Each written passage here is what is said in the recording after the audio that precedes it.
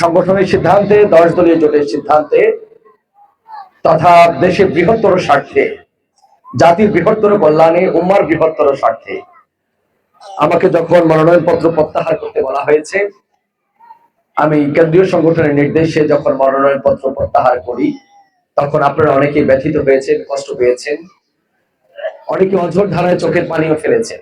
আমাকে অনেকে ফোন করে কান্নাকাটি করেছেন। আমার অনেক মায়েরা, বোনেরা, ভাইয়েরা দেশ থেকে, প্রবাস থেকে প্রায় সহস্রাধিক ফোন আমাকে রিসিভ করতে হয়েছে শুধু যারা কান্না করেছেন। এছাড়া আরো অসংখ্য অগণিত ভাইয়েরা, বোনেরা অশ্রুসিক্ত হয়েছেন, ব্যথিত হয়েছেন। আমি তাদের প্রতি কৃতজ্ঞতা জানাচ্ছি। এর পাশাপাশি আমি যেটা বলছি, বাংলাদেশ জামাত ইসলামের সাথে যারা আমরা সম্পৃক্ত হয়েছি, আমরা দুনিয়ায় কোনো কিছু পাওয়ার জন্য আন্দোলনে আসিনি। আমার দুনিয়ার কোনো চাওয়া পাওয়া নেই, দুনিয়ার কোনো স্বার্থ আমাদের এখানে নেই, দুনিয়ার কোনো লোভ লালসায় আমরা এখানে আসিনি। সুতরাং আমরা বলতে চাই, যাদের চাওয়ার কোনো ইচ্ছে নেই, যাদের পাওয়ার কোনো ইচ্ছে নেই, তাদের তো হারাবার বেদনা থাকতে পারে না। কি বলেন, ঠিক না? আমরা তো কিছু পাওয়ার জন্য এখানে আসিনি। যদি আমাদের কোনো পাওয়ার ইচ্ছা থাকতো, তাহলেই কেবল আমাদের হারাবার বেদনা থাকতো। আমরা আন্দোলনে কেউ এমপি হওয়ার জন্য, মন্ত্রী হওয়ার জন্য, কেউ মেম্বার, চেয়ারম্যান, কাউন্সিলর, কমিশনার হওয়ার জন্য, অথবা কেউ টেন্ডার পাওয়ার জন্য, অথবা কোনো নাগরিক সুবিধা একটা স্পেশালি আমরা পাবো, এই উদ্দেশ্যে আমরা আন্দোলনে আসি।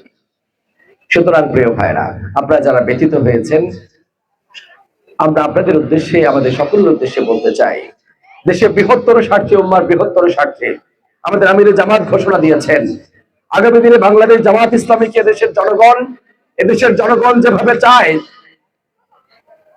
জাতীয় এবং আন্তর্জাতিক রাজনৈতিক বিশ্লেষকরা মনে করে জামাত ইসলামী যদি এককভাবে নির্বাচন করে, তাহলে একক সংখ্যাগরিষ্ঠতা নিয়েই আগামী দিনে সরকার গঠন করতে সক্ষম হবে ইনশাআল্লাহ। কিন্তু আমাদের আমিরে জামাত ডাক্তার শফিকুর রহমান, আগামীর রাষ্ট্রনায়ক, তিনি বলেছেন, আমরা এককভাবে জনগণের উপর কোনো ক্ষমতা চাপিয়ে দিতে চাই না, আমরা এককভাবে আমাদের কোনো সিদ্ধান্ত জনগণের উপর চাপিয়ে দিতে চাই না, আমাদের একক কোনো মতামতের উপর এই রাষ্ট্র পরিচালিত হবে, আমরা সেটা চাই না। তিনি আহ্বান করেছেন, যারা দুর্নীতিমুক্ত ভাবে দেশ চালাতে পারবে, যারা নিজেরা দুর্নীতি করবে না, যারা আধিপত্যবাদকে আশ্রয় দিবে না, যারা সকল প্রকার অন্যায় থেকে নিজেদেরকে বিরত রাখতে সক্ষম হবে, আমরা ওই সমস্ত ব্যক্তি এবং দলকে সাথে নিয়ে আগামী দিনে একটি ঐক্যের বাংলাদেশ বিনির্মাণ করতে চাই। আমিরে জামাতের আহ্বানে সাড়া দিয়ে আরো 10 দল জামাতের সাথে একত্র হয়ে 11 দলীয় জোট গঠন করা হয়েছে। প্রিয় ভাইরা, আপনার ঘরে যখন কোনো মেহমান আসবে, তাদেরকে খাওয়ার ব্যবস্থা করা, পড়ার ব্যবস্থা করা, থাকার ব্যবস্থা করা, এটা তো আমাদের দায়িত্ব। কি বলেন, ঠিক না? এটা মেহমানের হক। আমিরে জামাতের আহ্বানে সাড়া দিয়ে 10 দল জামাতের সাথে এসেছে, তাদেরকে তো আসন দিতে হবে, দেওয়া লাগবে না? লাগবে। প্রিয় ভাইরা, কাউকে যখন কোনো কিছু উপহার দিতে হয়, ভালো জিনিসটা উপহার দিতে হয়, পছন্দের জিনিসটা উপহার দিতে হয়। কি বলেন, ঠিক না?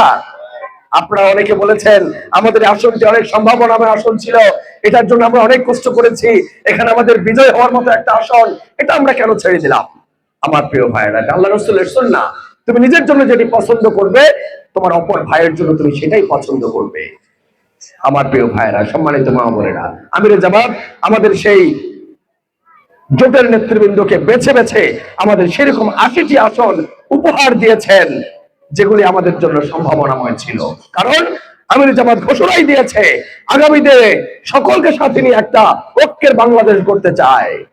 আমি যদি দুর্বল আসনগুলি বেছে বেছে দেই, তাহলে কি ওই আসন থেকে আমাদের ভাইরা নির্বাচিত হতে পারবে? পারবে না। তাহলে ঐক্যের বাংলাদেশ গড়া সম্ভব হবে না। প্রিয় ভাইরা, সেই ঐক্যের বাংলাদেশ, সেই সাম্যের বাংলাদেশ গড়ার জন্যই আমিরে জামাতের নির্দেশেই সেই আসন সমঝোতা হয়েছে।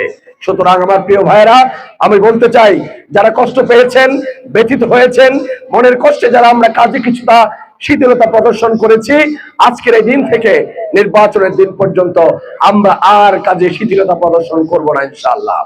আপনারা যেভাবে করে দাঁড়িপাল্লার পক্ষে গণজোয়ার সৃষ্টি করেছেন, তার চেয়েও বেশি করে শাপলাকলির পক্ষে গণজোয়ার সৃষ্টি করবেন ইনশাআল্লাহ।